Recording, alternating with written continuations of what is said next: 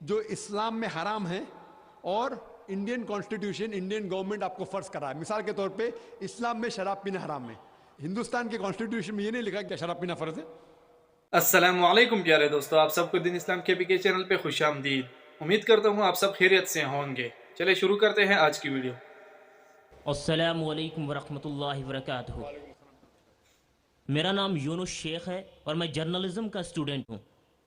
حضرت سے جہاد کے ٹاپک پر ایک سوال یہ ہے کہ ہمارا ملک ہے, ہمارے یہاں بھی بہت زیادہ دہشت گردی بڑھی ہوئی ہے, اور اسلام کہتا ہے کہ حب الوطنی کا جو جذبہ ہے اسلام اس کی بہت تاکید کرتا ہے.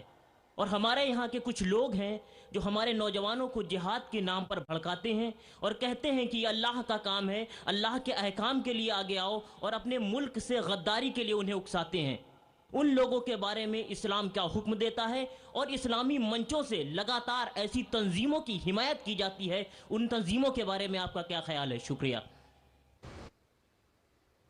بھائی صاحب کا سوال ہے کہ کئی لوگ نوجوانوں کو بھڑکاتے ہیں کہ ملک کے خلاف جھگڑا کرو, یہ جہاد ہے وغیرہ وغیرہ. جہاں تک کہ ہندوستان کا سوال ہے, ہندوستان کے کانسٹیٹیوشن میں, اس ملک کے کانسٹیٹیوشن میں ہر ہندوستانی کا حق ہے کہ وہ کوئی بھی مذہب کے اوپر عمل کر سکتے اور اس کی دعوت دے سکتا ہے. یہ چند ممالک میں ایسا کانسٹیٹیوشن میں لکھا, اور ہندوستان ان ممالک میں سے ایک ہے جس کے کانسٹیٹیوشن میں it is the birth right of every citizen of India to follow, propagate and preach religion. کوئی بھی ہندوستانی کوئی بھی مذہب کو فالو کر سکتا ہے اور اس کی دعوت دے سکتا ہے, یہ حق ہے. دیکھو میں الحمدللہ ڈنکی کی چوٹ پہ دعوت دیتا ہوں کہ نہیں؟ ماشاء اللہ. ڈرنے کی کیا بات ہے, وہ مسلمان ڈرتے ہیں. اور بمبئی میں جو شہر میرے حساب سے سب سے مشکل ہے دعوتی میدان میں, لیکن اللہ کی مدد ہے تو کوئی بھی مشکل نہیں ہے.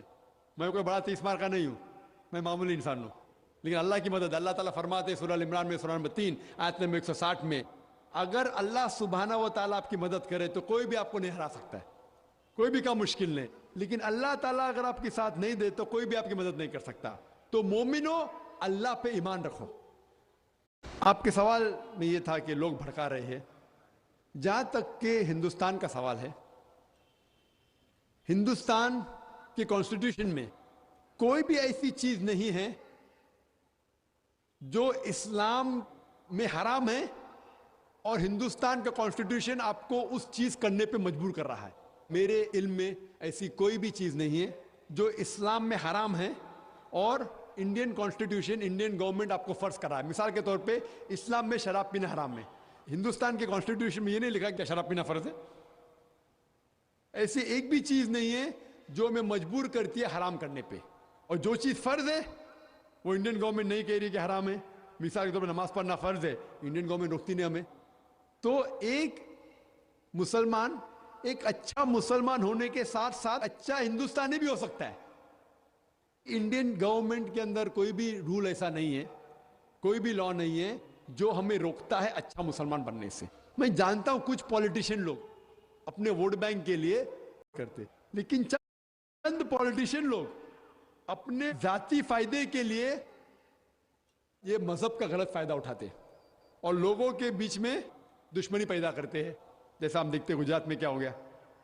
عام طور پہ عام ہندو اور عام مسلمان ایک دوسرے سے محبت کرتا ہے, لیکن یہ چند پولیٹیشین کی وجہ سے ہم ان کے جال میں آ کے ایک دوسرے سے جھگڑا کرتے ہیں. جھگڑا کرنے کی ضرورت ہی نہیں.